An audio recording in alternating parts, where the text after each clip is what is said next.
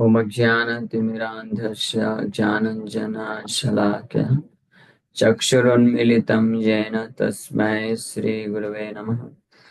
नमो विष्णुपादाय कृष्णप्रेष्ठाय भूतले श्रीमते भक्तिवेदान्त स्वामिन्निति नामिने। नमस्ते सारस्वते देवे गौरवाणी प्रचारिणे निर्विशेष शून्यवादी पाश्चात्यदेशतारिणे। नमो महावदन्याय कृष्णप्रेमप्रदायते कृष्णाय कृष्णचैतन्यनामने गौरतुसे नमः। जय श्री कृष्ण चैतन्य प्रभु नित्यानंद श्री अद्वैत गदाधर श्रीवासादि गौर भक्त वृंद। हरे कृष्णा कृष्णा कृष्णा हरे हरे, हरे राम राम राम हरे हरे। रामाय रामभद्राय रामचंद्राय वेदसे रघुनाथाय नाथाय सीताय पतये नमः। हरे कृष्ण। तो आप सभी भक्तों का हार्दिक स्वागत है आज के राम कथा में। तो हम लोग चर्चा कर रहे हैं श्री वाल्मीकि रामायण, पहला स्कंद, बालकांड, और इसका 42वां अध्याय, Bhagirath austerities for Ganga's descent. Bhagirath अ, तपस्या करते हैं माता गंगा के प्रकट होने के लिए।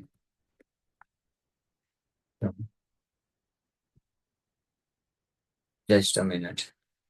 हरे कृष्ण प्रभु। हाँ, so lecture is going on। तो भगीरथ महाराज दिव्य तपस्या करते हैं, ये वर्णन हम लोग श्रवण कर रहे हैं। उक्त वाक्यम तु राजानम सर्वलोक पितामह प्रत्युवाच शुभाम वाणी मधुराम मधुराक्षराम।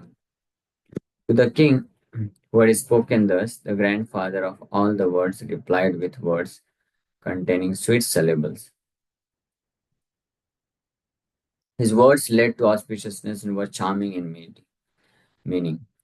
So, जब भगीरथ महाराज अपने पिता का आदेश प्राप्त करके, दिलीप उनके पिता का नाम हुआ, और वो आदेश देखे गए कि आप माता गंगा को ले प्रकट करिए और आपके पूर्वज पर पिता 60,000 पूर्वज हुए, उनका उद्धार करने के लिए तो दिव्य तपस्या करने में लग जाते हैं और कंटिन्यूअस फॉर 1,000 ईयर्स, 1,000 वर्षों तक तपस्या करते हैं। ब्रह्मा जी उनकी तपस्या से प्रसन्न हो जाते हैं, दोनों हाथ ऊपर करके तपस्या करते हैं। हिरण्यकशिपु भी ऐसी तपस्या किया था। हिरण्यकशिपु का तपस्या बताया गया है, वो तो 36,000 वर्षों तक तपस्या किए थे, और भगीरथ महाराज 1,000 वर्षों तक तपस्या की। हिरण्यकशिपु दोनों हाथ ऊपर करके और अंगूठे, पैर के जो अंगूठे होते हैं उसके बल पे खड़े होकर तपस्या किया था। इतना भयानक भीषण तपस्या किया था बिना कुछ खाए पिए। भगीरथ महाराज का तो तपस्या का वर्णन है कि दोनों हाथ ऊपर करके किए, लेकिन महीने में एक बार वो खाते भी थे, एक बार खाते थे महीने में बस। और 1,000 वर्ष में ही ब्रह्मा जी प्रसन्न हुए। हिरण्यकशिपु 36,000 वर्ष तक तपस्या किए और कुछ खाते पीते नहीं थे, और फाइनली एंट हिल पूरे उनके शरीर में हो गया था। जो चींटियां हैं अपना पूरा घर बना दिया था, उनका शरीर गायब ही हो गया था, शरीर था ही नहीं, वो हड्डी बचा था बस केवल, और उसके ऊपर भी एंट हिल से पूरा ढक चुका था उसका हड्डी। ब्रह्मा जी जब प्रकट हुए तो देख रहे हैं तपस्या कर कौन रहा है, आवाज कहाँ से आ रही है। तो समझ में आया हैंड हिल के नीचे घुसा हुआ है बेचारा, अपना कमंडली से जल फेंके तो उनको दिव्य शरीर, सेलेस्टियल बॉडी प्राप्त होता है, वरदान मान। एनीवे, सो इससे पता चलता है कि हिरण्यकशिपु का इंटेंशन ब्रह्मा जी जानते थे, इसका बैड इंटेंशन है, तो इसलिए 36,000 साल तक भी आने के लिए तैयार नहीं थे। जब बहुत पूरी तरह से बाध्य कर दिया, अब पूरा उसके तपस्या से पूरा ब्रह्मांड जलने लग गया, तब ब्रह्मा जी आए। और वहीं भगीरथ महाराज, उनका इंटेंशन बहुत अच्छा था, वो माता गंगा को पृथ्वी में लाना चाहते थे अपने 60,000 पूर्वजों के उद्धार के लिए, और साथ ही साथ में अपने जो इक्ष्वाकु वंश को बढ़ाने के लिए योग्य पुत्र चाहते थे। तो ये एक अच्छी इच्छा थी उनकी, लोगों के कल्याण के लिए माता गंगा को बुला के लाना। तो इसलिए ब्रह्मा जी तुरंत प्रसन्न हुए, 1,000 वर्ष में ही प्रसन्न हुए। और इससे पता चलता है कि अगर हम उचित भाव से, अच्छे भाव से, केवल कृष्ण को प्रसन्न करने के भाव से अगर हम साधन भक्ति करते हैं, जो भी तपस्या उठाते हैं, तो भगवान बहुत जल्दी प्रसन्न हो सकते हैं और हमारे ऊपर कृपा कर सकते हैं इस चीज के लिए। हम्म। तो ब्रह्मा जी प्रसन्न होकर के, यहाँ पे लिखा भी है कि प्रत्युवाच शुभाम वाणी, बड़ी शुभ वाणी से, मधुराम, मधुराम मधुराक्षरम, मधुराम वाणी से और मधुर अक्षरों का, मधुर अक्षर मतलब काफी मीनिंगफुल, चार्मिंग शब्दों का इस्तेमाल करके ब्रह्मा जी इनकरेजिंग रूप में इस प्रकार से बोलते हैं। हिरण्यकशिपु के केस में वो इनकरेजमेंट नहीं था। हिरण्यकशिपु के केस में तो ब्रह्मा जी सोच रहे थे, यार ये क्यों तपस्या कर लिया, मुझे ना चाहते हुए भी इसको वरदान देना पड़ेगा, बहुत बड़ा संकट आ जाएगा। लेकिन भगीरथ महाराज के केस में बड़े प्रसन्न हो गया। मनोरथो महानेशा भगीरथ महारथ, एवं भवतु भद्रं ते Ikshvaku कुलवर्धना। O Bhagirath, O great chariot fighter, O increaser of Ikshvaku's dynasty, your desire is great, let it be so. May there be auspiciousness unto you. Manoratho Mahanesha, Manoratho Mahanesha, your desire is great. Bhagirath Maharatha, O great chariot fighter. एवं भवतु भद्रम ते, मैं आपकी पूरी शुभकामना चाहता हूँ और आप जो इच्छा कर रहे हो पूरा हो जाए। इक्ष्वाकु कुल वर्धना, आप इक्ष्वाकु के कुल को बढ़ाना चाहते हैं। So the basic principle behind Bhagirath's prayer is to distribute Lord Vishnu's mercy upon his forefathers, for Ganga has emanated from his lotus feet. So Bhagirath महाराज का ये मुख्य उद्देश्य था, भगवान विष्णु की कृपा को अपने पूर्वजों तक पहुंचाना, ताकि उनका उद्धार हो सके। This principle is elaborated by Srila Prabhupada in his purport to Bhagavad Gita 1.41. According to the rules and regulations of fruitive activities, there is need to offer periodical food and water to the forefathers of the family. This offering is performed by worship of Vishnu, because eating the remnants of food offered to Vishnu can deliver one from all kinds of sinful actions. इस श्राद्ध ceremony का भी इसलिए महत्व है क्योंकि उसमें भगवान विष्णु को अर्पण किया हुआ जो महाप्रसाद होता है वो पूर्वजों को पिंड के रूप में दान किया जाता है, दिया जाता है। उससे पूर्वजों का उद्धार होता है। Sometimes the forefathers may be suffering from various types of sinful reactions, and sometimes some of them cannot even acquire a gross material body and are forced to remain in subtle bodies as ghosts. Thus, when remnants of prasadam food are offered to forefathers by descendants, the forefathers are released from ghostly or other kinds of miserable life. Such help rendered to forefathers is a family tradition, and those who are not in devotional life are required to perform such rituals.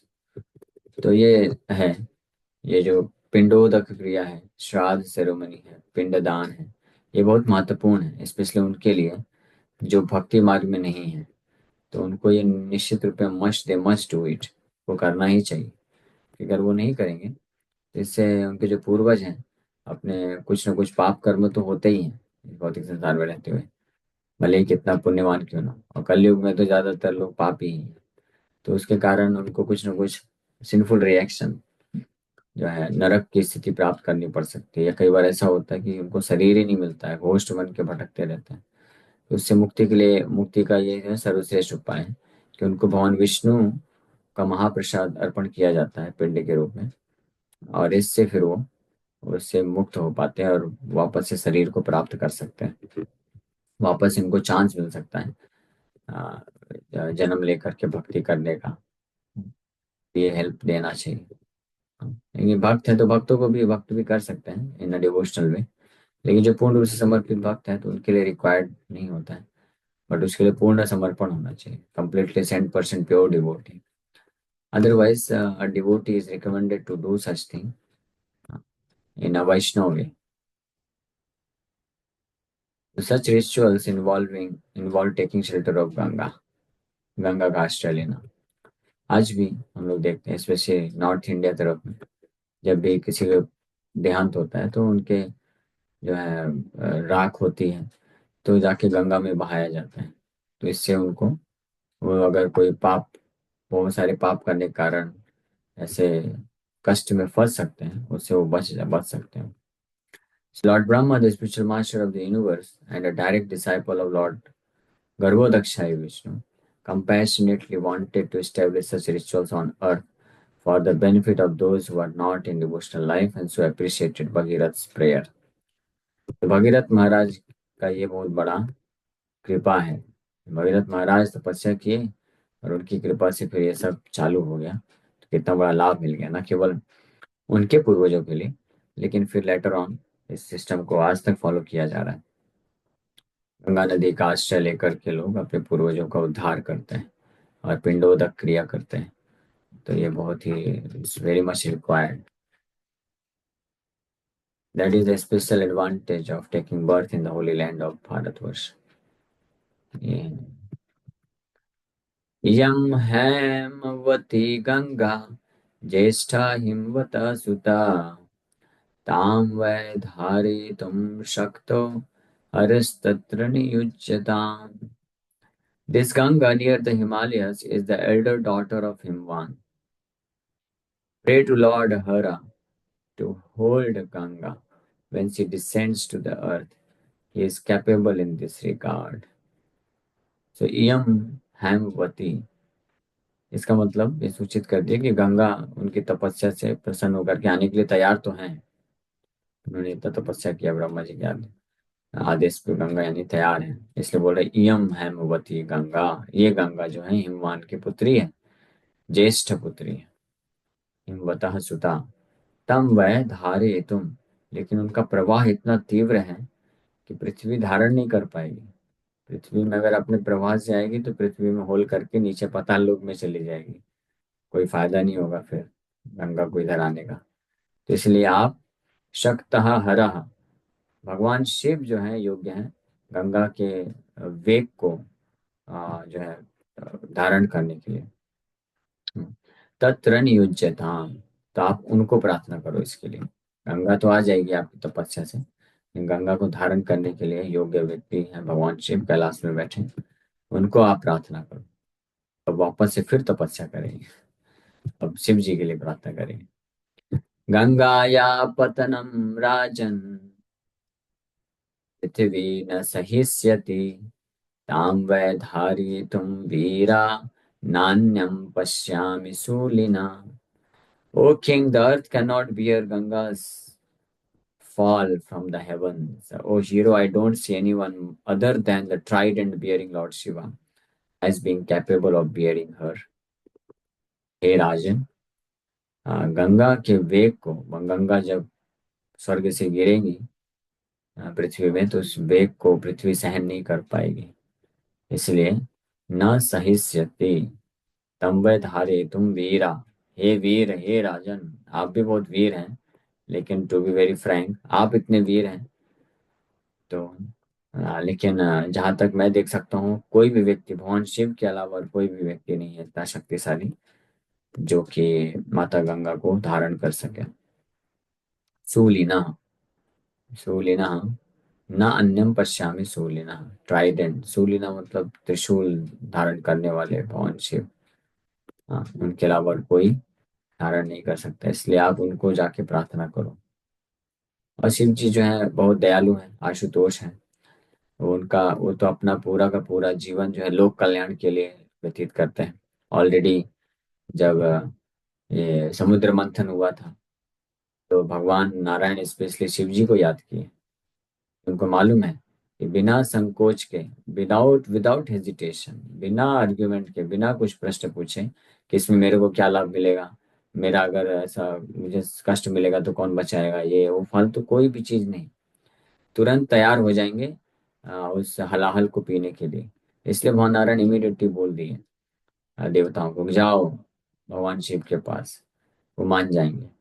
हाँ, वो क्योंकि उनका हृदय बहुत वो बहुत दयालु है, वो लोगों को बचाने को नहीं, क्योंकि वैष्णव है ना, वैष्णव नाम यथा संभव इज द, सभी वैष्णवों में सर्वश्रेष्ठ वैष्णव है।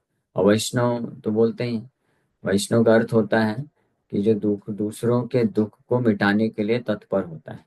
और शिव जी परम वैष्णव होने के कारण तो उनके हृदय में ये तो भाव परम रूप से विद्यमान है कि किसी भी व्यक्ति का दुख वो नहीं देख सकते हैं। इसलिए कुछ दुख को अगर वो हटा सकते हैं तो बिल्कुल तत्पर हो जाएंगे। तो इसी प्रकार से आप आपके पूर्वजों को उद्धार करने के लिए शिव जी को अगर प्रार्थना करोगे तो निश्चित रूप में वो मान जाएंगे, बड़ी आसानी से प्रसन्न हो जाएंगे। आओ। तमेव मुक्त्वा राजानं गंगां चाभाषलोककृत् जगाम त्रिदिवं देव सह देवैर्मरुद्गणैः। Having spoken thus to the king and having instructed Ganga, the creator of the worlds departed to the heavens with the demigods and the Maruts। इस प्रकार से राजा भगीरथ महाराज को बोलने के पश्चात और गंगा माता को भी इंस्ट्रक्शन दे दिए कि आप जाइए पृथ्वीलोक में।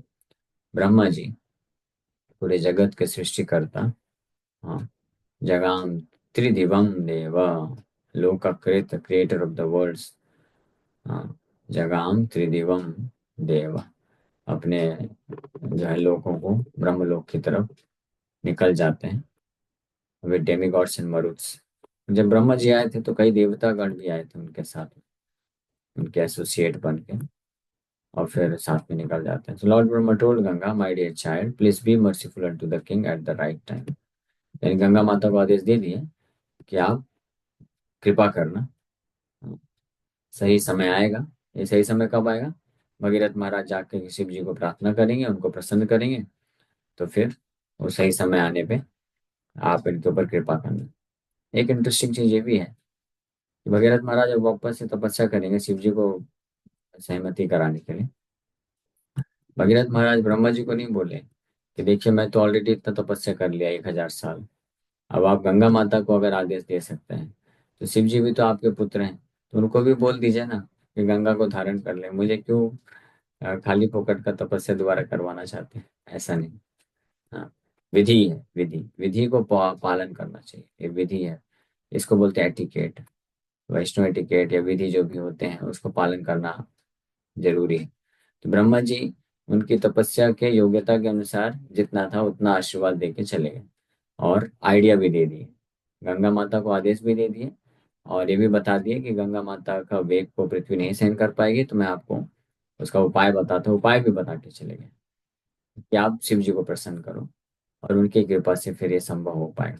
भगीरथ महाराज बड़े विनम्रता पूर्वक हाथ जोड़ करके स्वीकार कर लिए और अब चालू हो जाएंगे कि कैसे भगवान शिव को प्रसन्न करके उनको जो है अ, तैयार किया जाए माता गंगा को वापस लाने के लिए। तो ये कल हम लोग यहाँ से प्रारंभ करेंगे 43वां अध्याय, Ganga descends to the earth. तो इसमें शिव जी को तपस्या करेंगे, शिव जी प्रसन्न होंगे और शिव जी धारण करेंगे माता गंगा को, इस प्रकार से पृथ्वी में माता गंगा का डिसेंड होगा। ये हम लोग नेक्स्ट चैप्टर कल से प्रारंभ करेंगे। So thank you very much. Hare Krishna Krishna Krishna Hare Hare, Hare Ram Ram Ram Hare Hare. Yes, किसी भक्त का कोई प्रश्न है तो पूछ सकते हैं। यस अंकिता माता जी। हरे कृष्णा। मुझे दंडवत प्रणाम। प्रभु हरे जी अभी आपने बताया लास्ट में कि विधि का पालन करना चाहिए, तो क्या मतलब जैसे हम लोग प्रश्न पूछते हैं, जस्ट पर्सनल क्वेश्चन है, तो ऐसा होता है क्या कि मतलब इसमें भी ध्यान रखना चाहिए कि किस तरह के प्रश्न होने चाहिए और किस तरह से मतलब गुरु से जो पढ़ा रहे हैं प्रभु उनसे बात है। कैसे पूछ। हरे कृष्ण। प्रश्न पूछने की भी विधि है। प्रभुपाद जी लिखते हैं चौथे अध्याय के 34 नंबर श्लोक में, that one should not inquire, one should not put absurd inquiries. यानी निरर्थक जो प्रश्न नहीं पूछना चाहिए। निरर्थक प्रश्न उनको बोलते हैं कि भौतिक चीजों के बारे में पूछना, या ऐसा कुछ विषय वस्तु चर्चा करना जिसका कोई जो चर्चा किया गया है उससे कोई लेना देना नहीं है, या जो उद्देश्य है भक्ति में आगे बढ़ने का उद्देश्य है उससे कोई लेना देना नहीं, just for the sake of information प्रश्न पूछने का कोई अर्थ नहीं बनता है। वो उसको सब अब्सर्ड इंक्वायरीज बोलते हैं क्योंकि वो जस्ट टाइम वेस्ट करते हैं उस प्रकार के प्रश्न पूछना। तो ये सावधानी बरतना चाहिए, स्पेशली जो लोग भक्ति में कुछ महीने कुछ साल हो रहे हैं तो उनको सचेत होना चाहिए। नए लोग ठीक है आते हैं, हम उनको हालांकि भक्ति की कथा सुनाते हैं, वो आके फिर कुछ प्रकार के प्रश्न पूछते हैं कि फलाना फलाना जगह ऐसा ऐसा हुआ वैसा हुआ, तो इसका क्या कारण है, क्यों हो रहा है। जो भक्ति से कोई कनेक्टेड नहीं है, तो हम फिर शॉर्ट में आंसर देके उनको संतुष्ट कर देते हैं। लेकिन भक्तों को विशेष रूप से ऐसे प्रश्न पूछने चाहिए जो प्रैक्टिकल हो, अपने भक्ति में जीवन में कैसे एडवांसमेंट कर सकें, वो शिक्षा प्राप्त करने के लिए। ओके, यस मुकेश प्रभु। हाँ प्रभु जी, आपने सही बताया। मतलब ये भागवत के मतलब सेकंड स्कंद में ही है, ऐसे ही पहले अध्याय के पहले 3 श्लोक इसमें ही है कि कैसे प्रश्न पूछना चाहिए और क्या उत्तर आते हैं। यस बहुत यस। अच्छा विवरण किया है, सभी भक्तों को एक्चुअली वो पढ़ना चाहिए। हाँ, सही बात है। Yes. भागवत में किस प्रकार के प्रश्न पूछे जाने चाहिए, शौनक आदि ऋषि कैसे प्रश्न पूछते हैं सूत गोस्वामी से, वो आप लोग तो श्रवण कर ही रहे हैं शायद अभी। कमलनाथ प्रभु ले रहे हैं, तो जानना चाहिए। ऐसे प्रश्न पूछने चाहिए जो हमको भवबंधन से मुक्ति करने का रास्ता दिखा सकें। कृष्ण संबंधित यानी कृष्ण की भक्ति को प्रकाशित करने वाले, कृष्ण का गुणगान करने वाले प्रश्न होने चाहिए। इधर उधर के प्रश्न से कोई मतलब नहीं है।